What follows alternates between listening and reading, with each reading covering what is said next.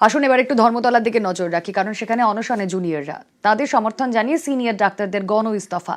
আরজি করের বিভিন্ন বিভাগ মিলিয়ে 50 জনের কাছাকাছি অধ্যাপক চিকিৎসকের পদত্যাগ।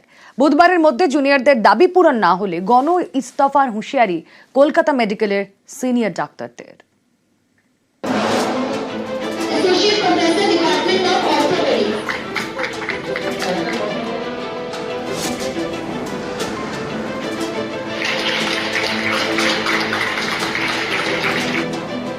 আরজি করে তরুণী চিকিৎসকের দেহ উদ্ধার, ধর্ষণ খুনের অভিযোগে তোলপাড় দেশ। এক নাগাড়ে আন্দোলনে জুনিয়র ডাক্তাররা, দফায় দফায় কর্মবিরতি। শনিবার রাত থেকে ধর্মতলায় আমরণ অনশন। জুনিয়রদের এই আন্দোলনের পাশে দাঁড়িয়েছেন সিনিয়ররা। প্রতীকী অনশন আর এবার গণ ইস্তফা। আরজি করের বিভিন্ন বিভাগের সিনিয়র ডাক্তাররা এদিন গণ ইস্তফা দেন।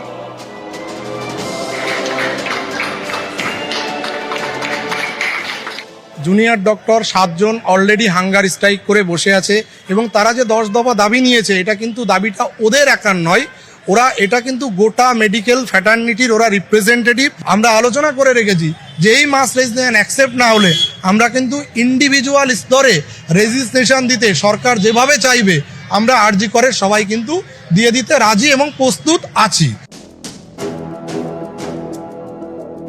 আগামীকালের মধ্যে তাদেরকে ডাকুন, আলোচনার টেবিলে বসে অনেক কিছু সমাধান করা যায়। না হলে পরে আমাদের পূর্ণ সমর্থন যে জুনিয়র ডাক্তারদের আছে, প্রয়োজনে আমরা গণ ইস্তফা দেব আগামীকাল থেকে। দেখতে দেখতে 2 মাস। দিনটা ছিল 9 অগস্ট। আরজি করে চেস্ট মেডিসিন বিভাগের সেমিনার হল থেকে উদ্ধার হয় মহিলা চিকিৎসকের দেহ। ধর্ষণ খুনের অভিযোগে শোরগোল পড়ে যায়। নির্যাতিতার বিচার এবং নিরাপত্তার দাবিতে পথে নামেন জুনিয়র ডাক্তাররা। শুরু হয় কর্মবিরতি। অভিযোগ, এতে ধাক্কা খায় চিকিৎসা পরিষেবা। কর্মবিরতি তুলতে একাধিকবার বার্তা দেয় রাজ্য সরকার, কিন্তু আন্দোলনকারী জুনিয়র ডাক্তাররা অনড় থাকেন।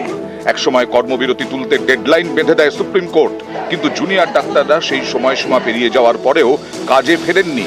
স্বাস্থ্য ভবনের সামনে তারা ধর্নায় বসেন। দীর্ঘ টানাপোড়েনের পর মুখ্যমন্ত্রীর কালীঘাটের বাড়িতে জুনিয়র ডাক্তারদের সঙ্গে বৈঠক হয়। এরপর জুনিয়র ডাক্তারদের দাবি মতো একাধিক পদক্ষেপ করে রাজ্য সরকার। সরানো হয় কলকাতার পুলিশ কমিশনার এবং ডিসি নর্থকে। স্বাস্থ্য দপ্তরের 2 কর্তাকেও সরিয়ে দেওয়া হয়, কিন্তু এরপরেও জুনিয়র ডাক্তাররা কর্মবিরতি তোলেননি। শেষমেশ কর্মবিরতি ওঠে 20 সেপ্টেম্বর। কাজে ফেরেন জুনিয়র ডাক্তাররা। পরবর্তীতে সাগর দত্ত মেডিকেলের মহিলা জুনিয়র ডাক্তার এবং নার্সদের মারধরের অভিযোগে নতুন করে কর্মবিরতি শুরু হয়। এর মধ্যে একটানা বৃষ্টি, ডিভিসির ছাড়া জলে ভেসে যায় রাজ্যের বিস্তীর্ণ অংশ। এগিয়ে আসতে থাকে দুর্গাপুজো। সরকার ফের কাজে ফেরার আবেদন জানায়। এই প্রেক্ষাপটে গত শনিবার কর্মবিরতি তুলে নিয়ে আমরণ অনশন শুরু করেন জুনিয়র ডাক্তাররা। 10 দফা দাবিতে ধর্মতলায় অনশনে 7 জুনিয়র ডাক্তার। তাদের পাশে এবার সিনিয়ররা। গণ ইস্তফা দিলেন আরজি করের সিনিয়র ডাক্তারদের অনেকে।